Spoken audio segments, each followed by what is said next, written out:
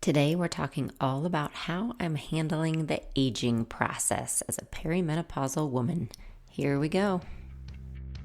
Hi, I'm Jessica Valant, a physical therapist and Pilates teacher, and I want to bring science-based knowledge, empathy, courage, support, love, and hopefully some fun to the journeys we have with our bodies. There is hope and strength in your body, and my goal is to help you find it. Hi, my friends. Thank you so much for being here today. It's awesome to be back with you. I hope you're having a great day. Today is Tuesday.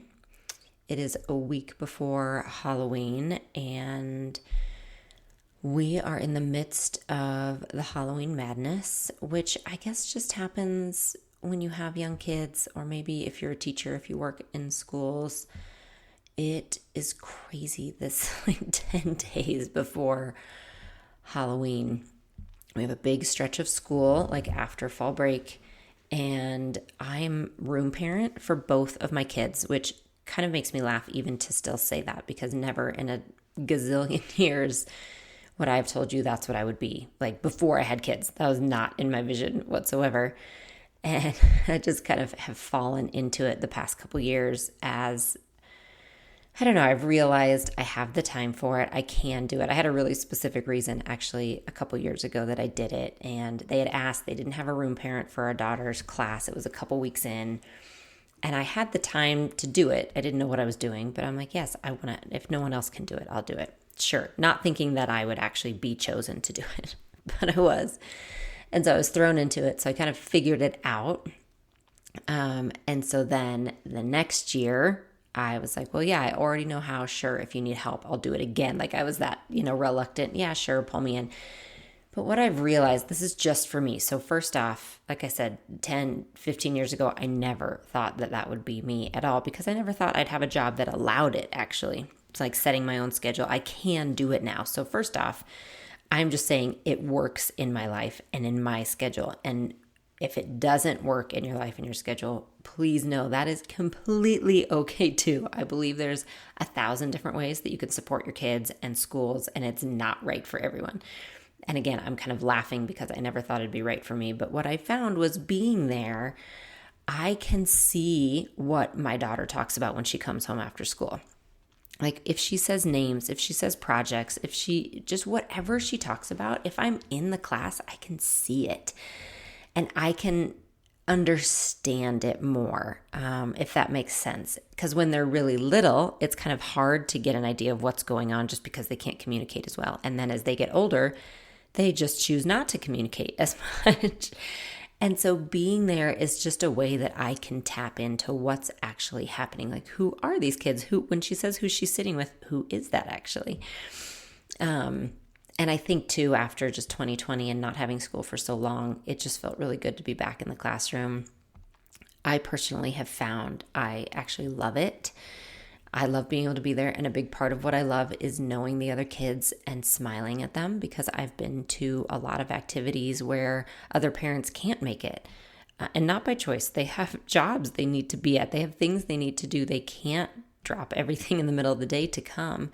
So I actually really like being there for kids who don't have that support for whatever reason. I can offer them smiles. I can give them a hug if I know them. I can ask how their day's going.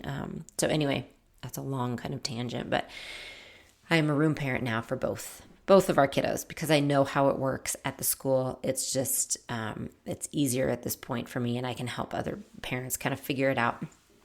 And so that being said, I am in charge of Halloween parties in both of their classrooms, in addition to their own costumes, and then helping with some other big projects. We have a fall festival at school and those kind of things.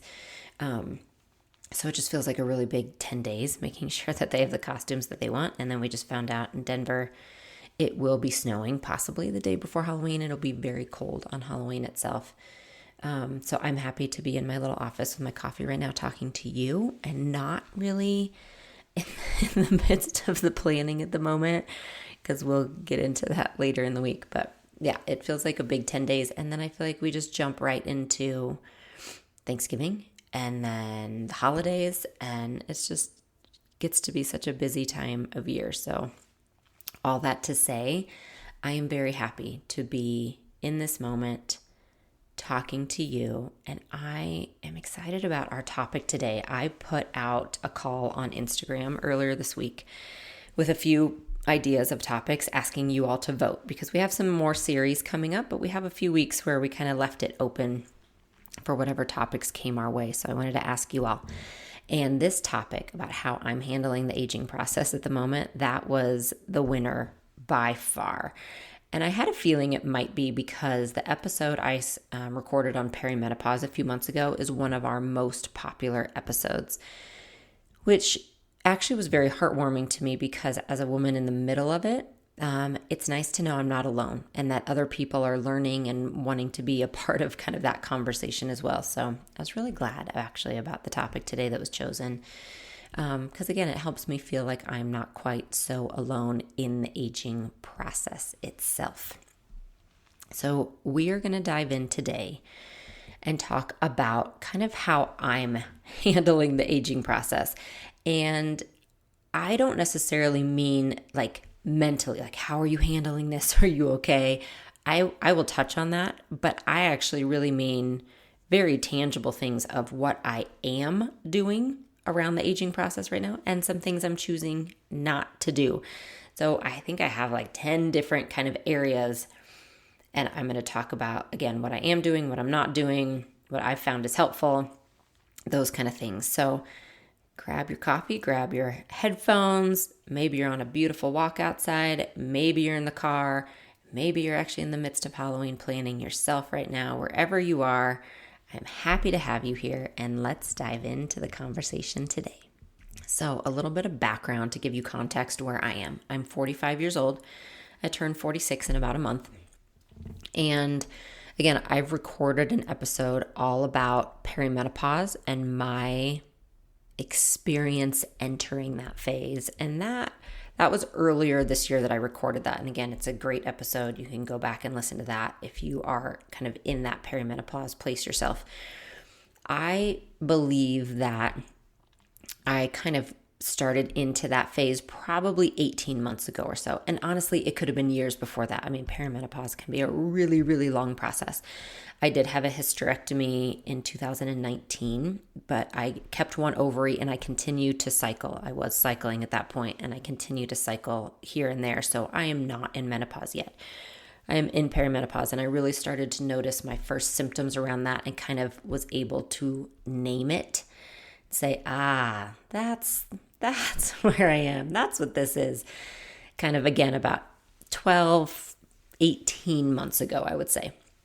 And so in that time, really since I turned 45, because again, that's kind of when I think it all came to a head. And I said, I got to figure some of this out. I'm going to go through some of the things, again, I have done, haven't done. So that's kind of the context around that a little bit. So I do want to say this is completely individual and personal. This is me, all right? This is not me giving you advice about your situation. This is me just telling you what I am doing at this point in my life, which I am sure will change as things move on. I mean, I had no idea what was coming with perimenopause. I'm sure I have no idea what's coming with menopause. You have to kind of learn as you go. And I think what I'm really realizing is there's just not enough conversations around it. I mean, things have changed a lot, I will say, since I was young and my mom was going through menopause. I mean, it was just a taboo subject, or it was just accepted that that's what happens, and we just kind of rolled our eyes, right, at hot flashes and all those things. There just wasn't support around it. And I think finally that is starting to come to light.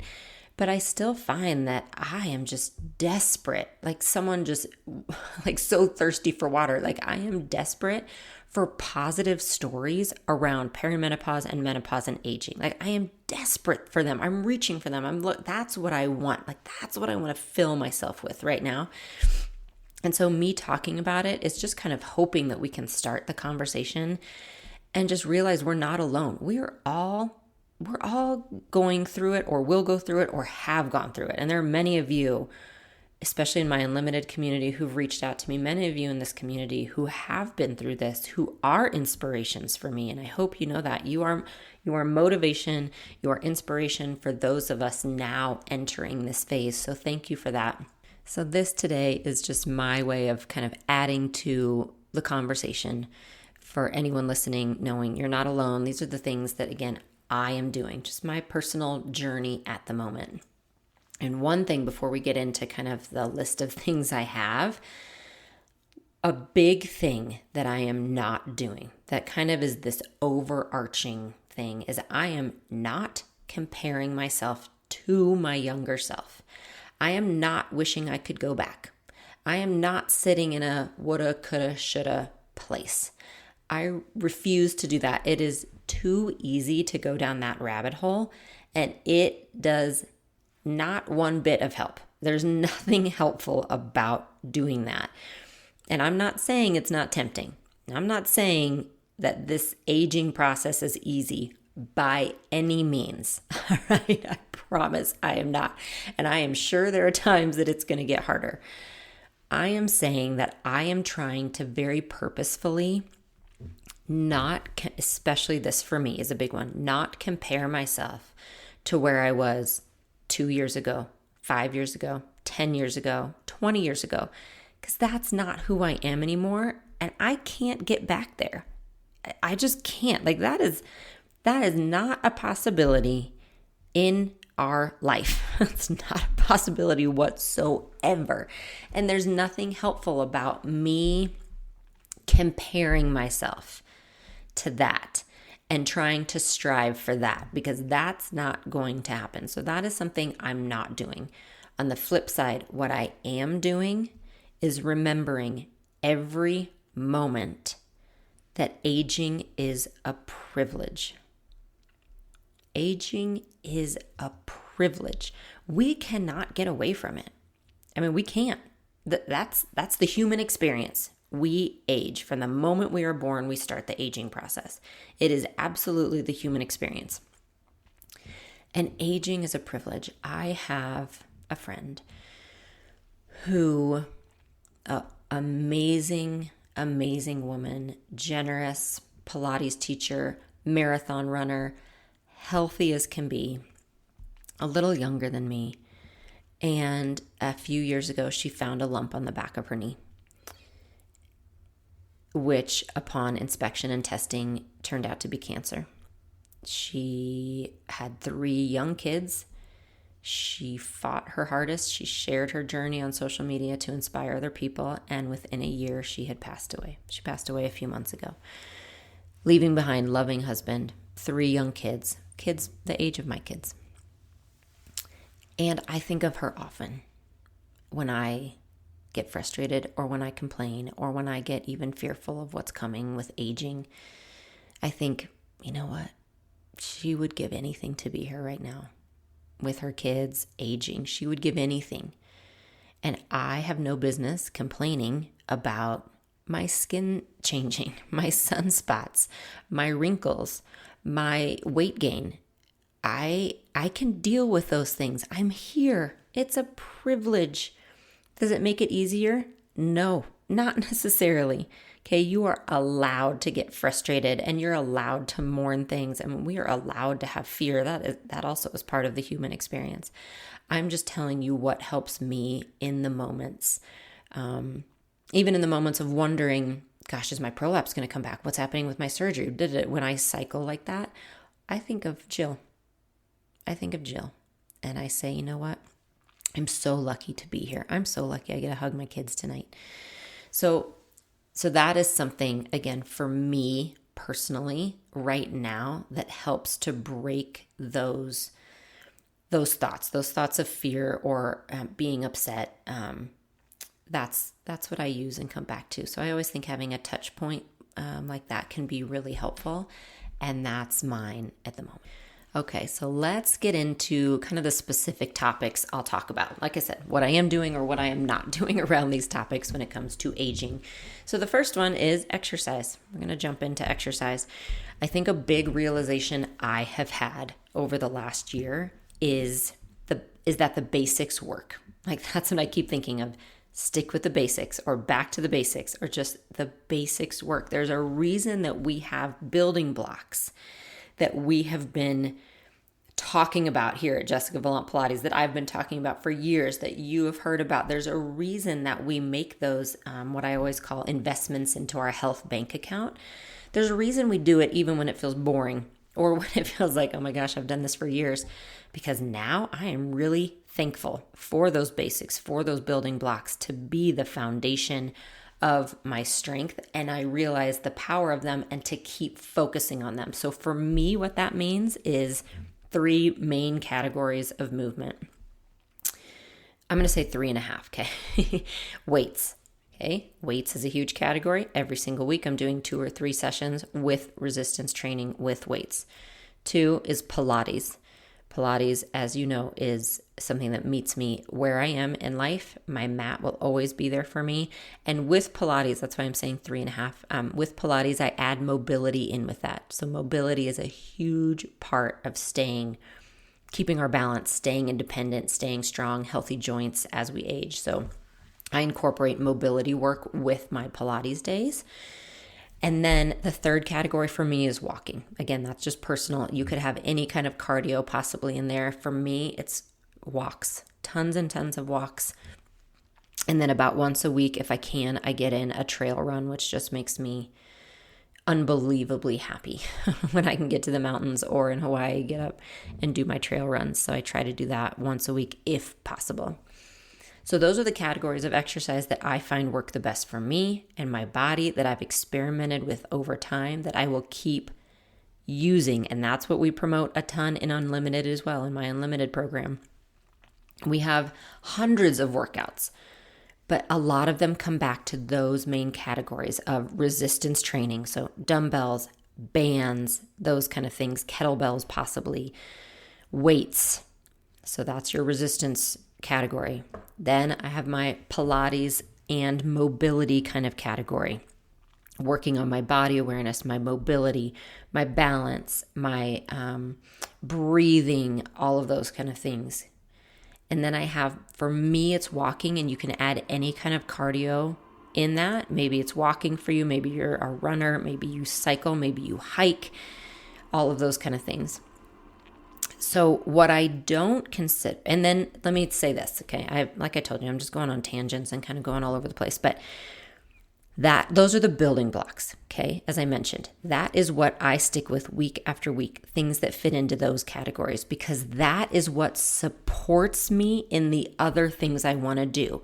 Meaning, maybe it's gardening. Maybe for me, it's running after my kids at the park and being able to play with them, or do obstacle courses when they want to do those kind of things. Staying independent, getting on and off the floor, walking up and down stairs, being able to travel by yourself and walk through an airport, or put your luggage in an overhead bin, landscaping, cleaning your house, whatever it is, okay? Those activities that people say, oh, I'm really active. Yes, awesome. And that is hugely important. And I'm going to get to that. But you also have to have the building blocks that support your body in those other activities. And that's true throughout life, but it really becomes apparent as we age, okay? And you do need both, because we know that there's a huge benefit to staying active when it comes to actually helping to prevent dementia, Alzheimer's, our quality of life, longevity. It's really important to stay active in your home, active in your community, those kind of things. But as a physical therapist, I can say you really do need both. Okay, you can't expect your body to keep serving you in, let's say, gardening, because that's a big one I hear from clients. You can't expect your body to keep serving you without injury in gardening if you're not also doing the building blocks of some strength training with weights, some training your balance on the side. Okay, so both are really important. And that's kind of what I try to focus on. So I keep the building blocks going. I just keep going back to, I'm realizing how important those basics are to support my body, to support my nervous system. And then also I have in the past year and a half, something that's helped me a lot is to really, really focus on something we call NEAT, non-exercise activity, basically, meaning how just active are you that isn't just exercise? So, walking from your car to the store, taking the stairs, getting up from your desk every hour, doing things around the house, playing with your kids, cleaning the house, walking around your property, mowing the lawn, just staying active. And what I had realized, it was the dead of winter last year, and we had a tough winter in Denver. And I just wasn't making myself get outside in the cold because I just don't like it. I didn't like it. I'm going to try to make myself like it, or at least adjust to it. And so I found like I was exercising every day for my hour or whatever it was, maybe just 30 minutes every day, which is great. That's enough for your exercise. But what I was realizing, especially in perimenopause, is 30 minutes of exercise was not enough for my body when it comes to being active. I couldn't sit in front of the computer for 7 hours and then just do 30 minutes of exercise and then pick up the kids and come back and just do their homework and make dinner, right? I could do that when I was younger, and that was kind of enough activity to, deal with everything else going on, but it's not now. It's not. And it's too easy now to sit instead of exercise, just with my work, at least, in front of the computer, editing, all of that. So I really started to focus on, I knew I was doing okay on that exercise front. Like I didn't feel like I had to make my workouts be an hour or more, but I really realized I just need more movement and activity during the day. I really started to watch my steps and kind of track them just out of curiosity. I started to go on longer walks that actually have changed my life when it comes to mental health and actually helping a lot of different things physically. I started to just be more focused and aware of that. So hopefully that makes sense, but that is something that research shows is actually really important for perimenopause and menopause. And I know many of you and many of us talk about a difficulty controlling our weight as we get into perimenopause and menopause. And research shows that this idea of this kind of non-exercise activity can really help with that. So that is something I'm focusing on. I'm still keeping my workouts 30 to 45 minutes. Those are my building blocks. Like I said, my weights, Pilates, mobility, and then sometimes a trail run if I can. And then I walk a lot. And that's what I do. And we incorporated it with the kids. And when they say, can we drive to the park? No, we're walking. We're walking, guys. That's what we're doing. So we do a lot of that, and that has helped a lot. And then one other piece for me personally on exercise, I know I'm talking about this a lot, is that I have noticed I don't recover as easily. I definitely can get more sore if I'm not careful. If I try new things that are really hard, it's harder for me to recover. And I don't know if that's aging or autoimmune systems or endometriosis. It's probably all those things combined. But that's another reason for me keeping those building blocks is so important, so that I just keep that status quo, keep the baseline, and I'll add resistance when I feel good. I will add different things I want to feel comfortable adding and challenging myself. But I also am really aware that I want to keep my body feeling good too. So I walk that fine line of making sure it's challenging to me and also not pushing myself so hard with a new workout every day that I can't recover, because you definitely want to be able to recover. So what am I not doing when it comes to exercise? I told you what I am doing. What am I not doing? I'm not focusing on numbers. I am not weighing myself and focusing on my weight and numbers. I'm not comparing myself to others. I'm not comparing myself to myself 5 or 10 years ago. I'm not saying, well, I used to be able to do that, so I have to do it now. Maybe, okay? Absolutely maybe. If you were a dancer and you want to get into dance again, awesome, do it. If you want to get into something that you used to be into, I think that's fabulous. What I'm realizing though for myself, like let's say I want to get back to yoga or something like that, I'm not going to assume I can get right back into that back bend like I could 15 years ago. Maybe I can, but I'm going to need some warm up. I need to figure it out. I'm not just going to compare, because that just feels defeating. Okay. If we just jump back into something thinking, oh, it should be the exact same as it was 1, 2, 5 years ago, That's not realistic and it's defeating. And then you stop. And that doesn't make sense because a lot of times we need to train again to get back to something. So I'm not comparing myself. I'm not focusing on weights and numbers. And I am really not focusing on the marketing out there that tells me I need to lose 10 pounds in 10 weeks and get back to that bikini body. Because what I've realized is a lot of those accounts are like 25-year-old girls. And there's nothing wrong with that. They're great, okay? A lot of them are educated, fabulous, and that's their demographic. I am not their demographic because I cannot look like a 25-year-old girl again. And so what they promote and how they promote it is probably not going to work for my body. Maybe for strength. Yes, absolutely. Try a strength program. That's great. But don't focus on the weight, right? If I find myself comparing my body to theirs and I have to laugh because I'm like, yeah, maybe when I was 25, but honestly, not now. And just comparing makes me feel bad. But when I realize we're in very different stages of life, it actually makes me feel better. So don't compare. Don't let fear come into it. Run your own race. So we talked about exercise. I think it's a really good segue here to kind of go into what I'm doing for my mental health around appearance. And I will say, like, we never talk about weight here at Jessica Valant Pilates. I also know from surveys, I know from research, I know that one of the top complaints and issues women have during perimenopause and menopause is weight gain, weight that comes on that you can't get off. And that was one of my very first kind of indicators that I might be in perimenopause is I had 5 pounds come on that would not come off. And that is not abnormal. Okay. I'm not sitting here worried about it, obsessing about it. I just noticed it and I'm like, that's funny. I haven't changed anything, but that'll happen. And I'm sure it'll just come off, if I, focus on it. And it didn't, no matter what I did.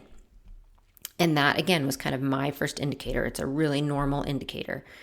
So there are 2 paths you can take. This is what I kind of realized. There's 2 paths you can take at that point. You can keep obsessing over it and wondering why that scale is not budging. Or you can throw your scale away and ask yourself how you actually feel. And if you feel strong and if you feel good, then don't worry about it. That seems like a much better path for me to take.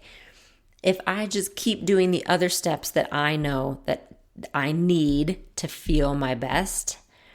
And the biggest thing is I just want to stay strong. I want to stay strong. I want to stay independent. I want to be able to get on and off the ground.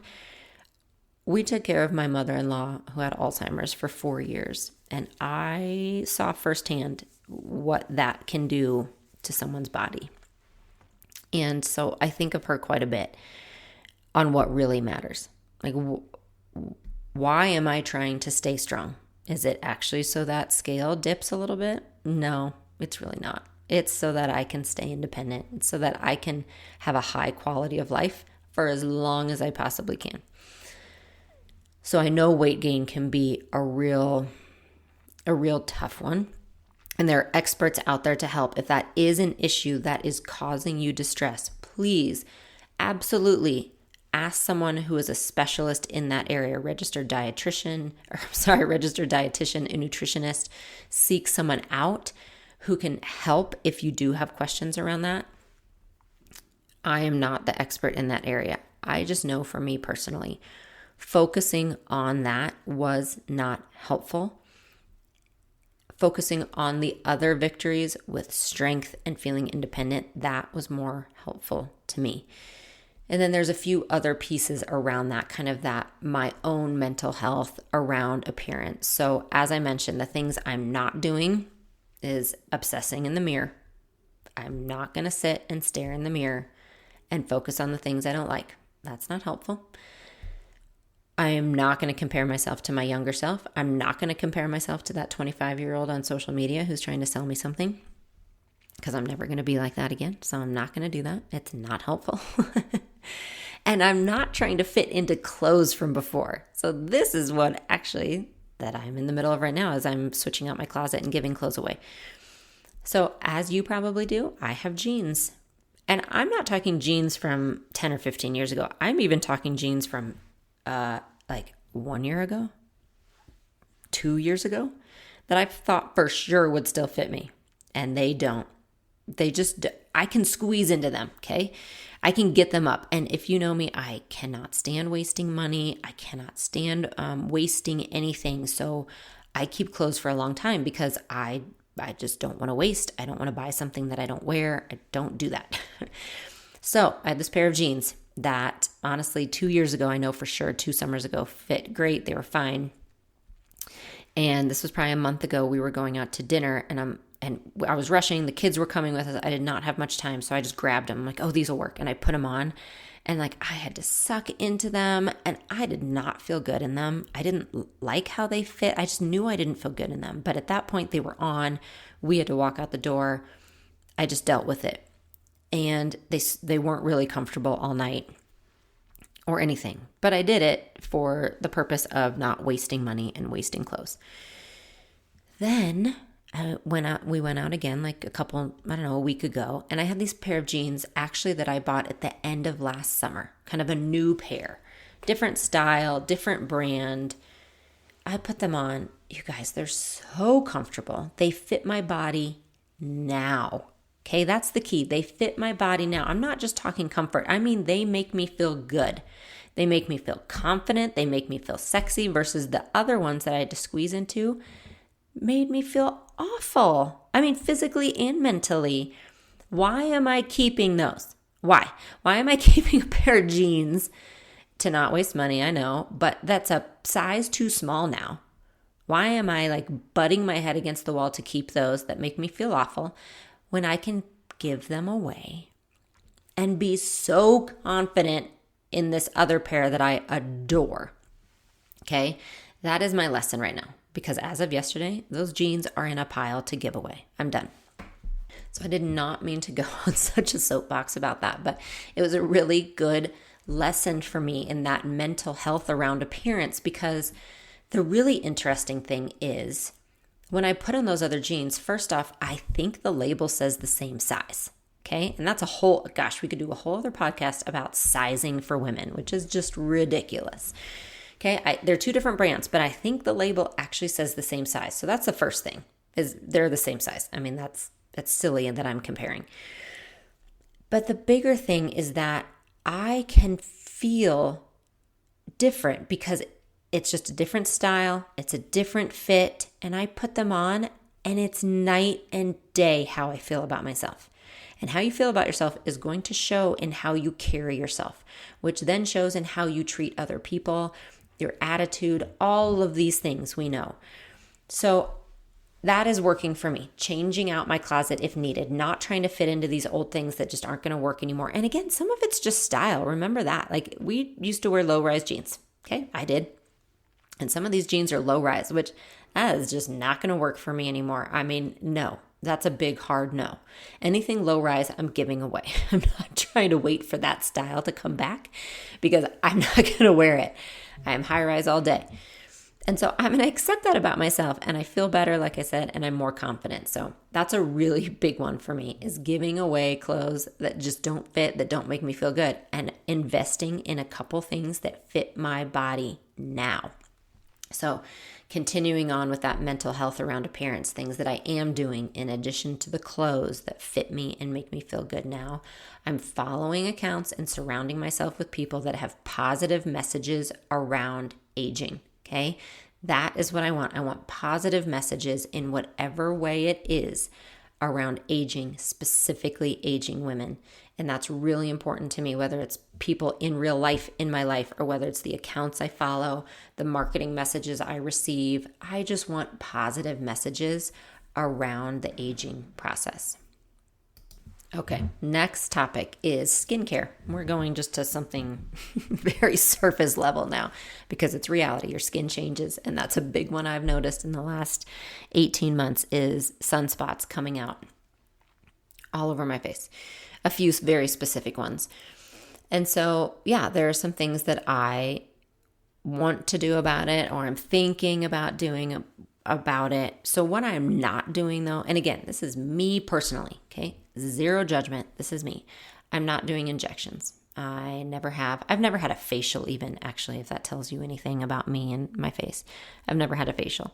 But I'm not doing injections right now. I don't see myself ever doing them. Maybe, I never say never. But to be honest, as someone who has been through as many medical procedures as I have and not had a choice around how many needles have been put in my body, I cannot see myself volunteering for more. I think that's common if you've been through a lot of medical issues and medical trauma. I don't see myself doing that. Again, I never say never, but that's not something right now on my plan whatsoever. That being said, what I am doing, I would really like to have some kind of like special facial that they do for sunspots, but I haven't done enough research to figure that out yet. But that is definitely on my radar. I have no problem with some like specific facial kind of things that they do for sunspots. So that's on my radar, but I need to do more research because I don't really know much about it. I am doing, and I have done this for years, but I've kind of upped my game with vitamin C. I use a lot of vitamin C on my face, vitamin C serums and toners and that kind of thing. I use SPF. So I am kind of specific about skincare that I use. I won't tell you the specific brands because I try different ones. But for the most part, that is where my skincare ends at this point, is just trying to really do a lot of SPF, a ton of moisturizer, and those kind of things. And to be honest, just as I talk out loud, you guys know I love the sun. Like, I'm not one of those lay out in the sun worshiper people. I just want to be in the sun at all times. I'll wear a hat, sunglasses. I just want to be out in the sun, whether it's in Hawaii, here in Colorado. If the sun is out, I will be out in it. It gives me life to be just out in the sunshine. And that's something I accept about myself. I wear SPF, I wear hats. But for me, when you talk about risk reward, I will deal with some wrinkles. I will deal with later in life showing how much I loved being outside, being active, sweating with my kids outside, hiking. Like, I will take that. That's just me personally, okay? I will take that because being outside is so important to me and who I am and my life. So I do care quite a bit about my skin and how it looks. And I also balance it with, I know that being outside is really important to me too. So I'm going to do everything I can. And I'm also going to accept that that's the way it's going to go as I age a little bit. Now, on the other side, let's talk about hair. Okay, we talked about skin. Let's talk about hair, because this is something people don't talk about that apparently is a thing. As you go into perimenopause and menopause, your hair thins and your hair can break. And no one ever told me about that. And while I will kind of let my skin and certain things, like I will accept the aging process, I am finding I'm not okay with what's happening to my hair.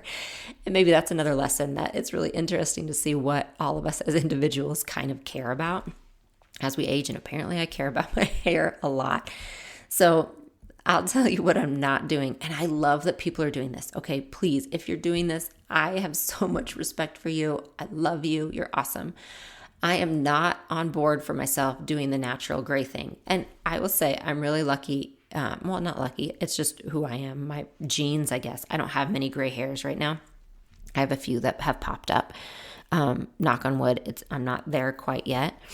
But I also know I think I'm going to just cover it when it comes, for as long as that feels right to me personally.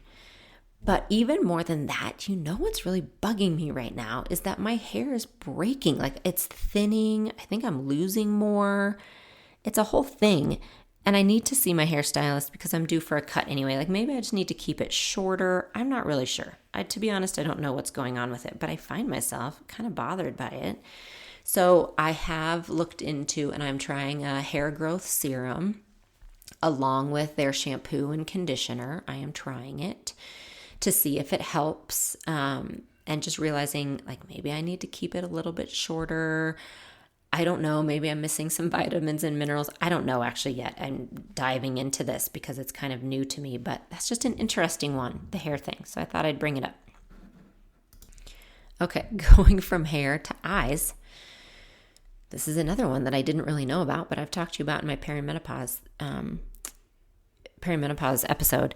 So I knew our eyes changed, I guess, because everyone has readers as they get older. Like I knew that, but I don't think I fully wrapped my head around what it meant to have readers or why I had readers. Like my eyes have always been bad. I've always worn contacts. So I just figured I won't need readers because I have contacts. Okay. I don't know. We don't talk about this. So I didn't know. My eyes started changing so much last summer. I mean, it was crazy, just all of a sudden, and they hadn't changed for a long time. And so my eyes have changed a lot. They've gotten worse. And so I needed new contacts and I needed new glasses with my new prescription. And I also need readers, okay? Because I cannot read close up unless I have my contacts out completely. Anyway, you don't need to know all that. My point around it actually is that what I'm doing as I age with my eyes, which is just kind of my lesson for other areas, I am jumping into it and making it work. Like I'm figuring it out so that I can be comfortable. Does that make sense? I think a lot of times we'll just sit with things and say, I don't want to bother. I don't want to bother figuring it out. I don't want to bother going back to the doctor. I'll just deal with it. And that's where I kind of was with my eyes because it took quite a bit to really get it right since it's such a new prescription and they changed so much.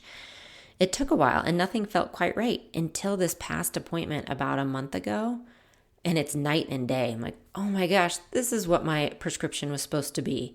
And I can see finally far away. I can do my walks. I can do it all without feeling weird. And then I'll just use my readers when I need them. And it was worth the work over the past year of going back and figuring it out. It was kind of worth it to get to a point that's comfortable again. So that's my point around the eyes. That was my lesson is it might take a little longer to figure things out as we age, I think. But I want to dive into it so that I can be as comfortable and functional as possible. I don't want to sit and worry about, am I seeing right all the time? Got my eyes taken care of for now. So that's making me happy. All right. And then moving from some physical things to kind of some more existential things. A big thing that I find that we are doing, so moving to, again, what we are doing right now. And I say we because it's something I'm doing on my own, but it's also something I'm doing with my husband quite a bit. Kind of assessing where we are in life. We're halfway done, if we're lucky, right? We're about halfway done with life. My husband's 48. Our kids, our daughter and son, they'll leave the house in the next 15 years. Are we where we want to be? Actually, literally, right? Are we where we want to be? Are we living where we want to live? Are we doing what we want to do? Are there changes that we need to make with those things in mind? And I'm not saying yes or no. We don't really know the answers. We're just really asking ourselves those questions. Some decisions feel a little bigger right now when I think about them in that way. And for me, I think at first it felt a little scary and even sad to think about things that way.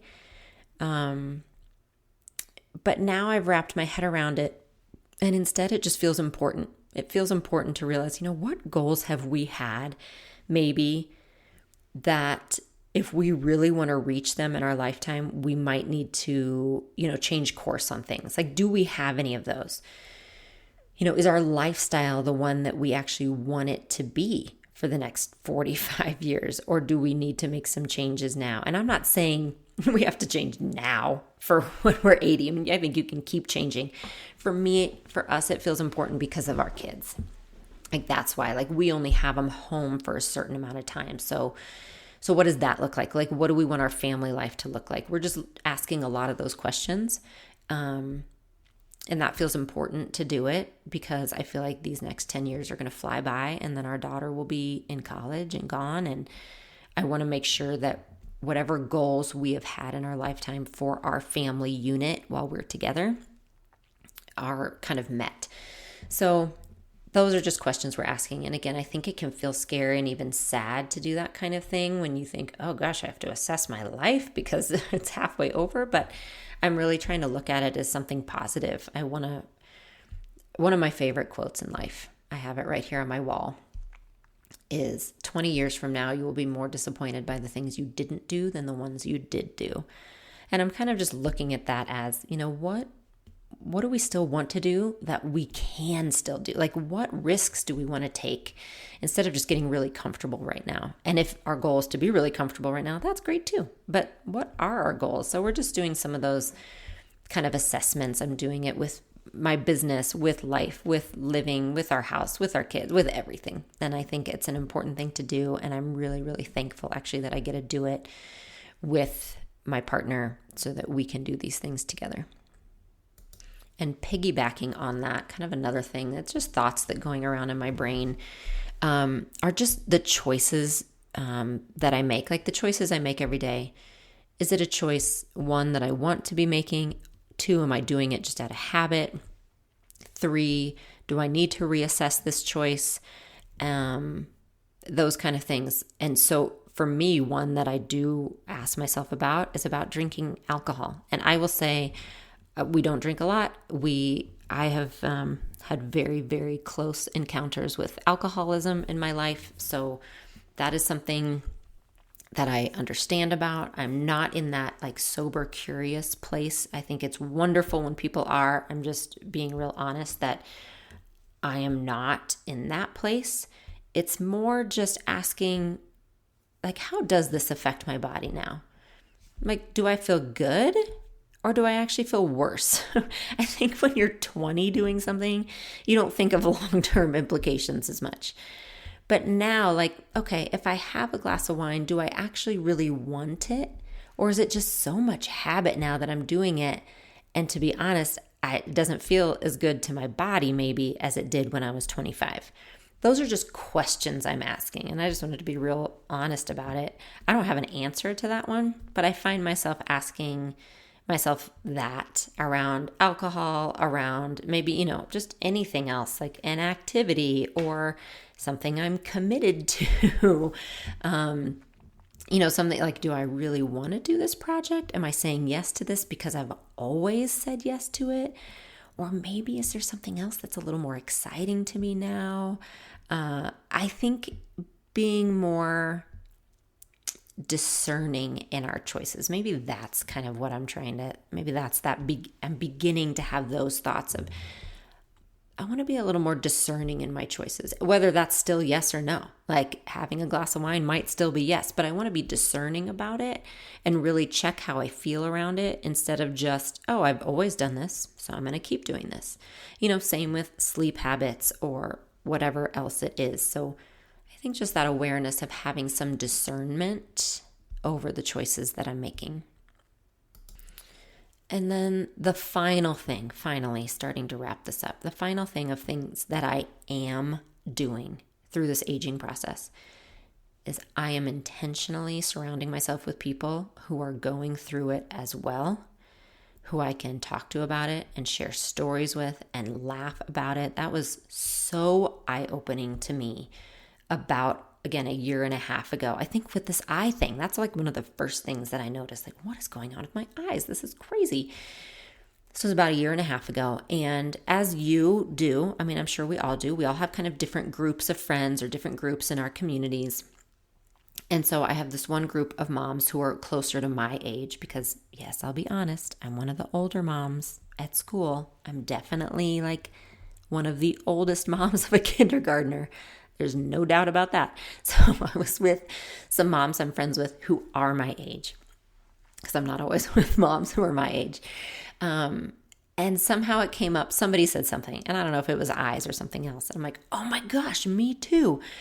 And then someone else said something else about perimenopause. And I cannot tell you the weight that was lifted off of me just hearing other women I admire, who I like to be around, women who make me laugh.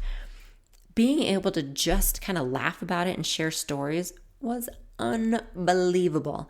And then when my husband and I kind of opened up to each other, I think it was probably around the time, throughout the process of my mother-in-law being sick, and as we sat vigil with her as she passed away in March, it really opened up a lot of conversations between the two of us around what we want aging to look like, what we want our life to look like, what's important to us.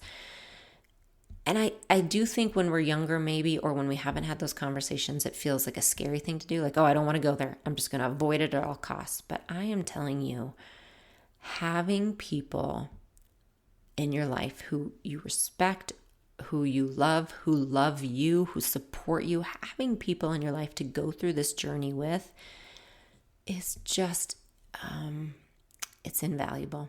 Like, I am so grateful. I'm just so grateful, and it has done so much to know I'm not alone. I'm not alone. I'm not the only one who has to change their jeans and throw away the old ones. I'm not the only one who has sunspots on their face. And guess what? This woman sitting next to me, who I admire more than anyone in the world, or this woman I'm listening to on a podcast who I admire, whoever it is that I personally kind of admire, I look at them like, oh, they have sunspots. I don't know what size jeans they wear. And you know what? I don't care. I have not thought about it once because they are so amazing in all of these ways. And so why should we put importance about that on ourselves? So that has been a big one for me, surrounding myself with people who I can talk to about it or just laugh or going through the same things, who I know will support me in the journey. It's just been such an honor and such a joy. Oh, you guys, that was a long one. I didn't know I had so much to say. Thank you for letting me talk. I feel like this is always a session for me that I can just talk things out. So thank you. Thank you for being here. Thank you to those who have shared your own story. Thank you to all of you who have been through this journey and continue to go, who are leading the rest of us on the way. Thank you to those of you listening who haven't been on the journey yet, but you are committed to learning and staying positive and coming through it with us. I think we need each other. We just do. We need each other during these times, and we need to show society that aging is something to be valued and something to be honored. And I want to be a part of that movement. That's a movement I want to be a part of. I want to show people that this is a time to be honored and that we can still find so much joy and so much quality of life. And there's so much still ahead. So much. So that's the train I'm going to try to keep riding. So thanks again for being here. And I will talk to you next time on Meet Your Body. Thank you so much for joining me today on Meet Your Body. If you have a moment, please consider rating and reviewing this podcast, as it helps us tremendously. For more resources and workouts, you can visit my website, jessicavalantpilates.com, or find me on YouTube or Instagram at Jessica Valant Pilates.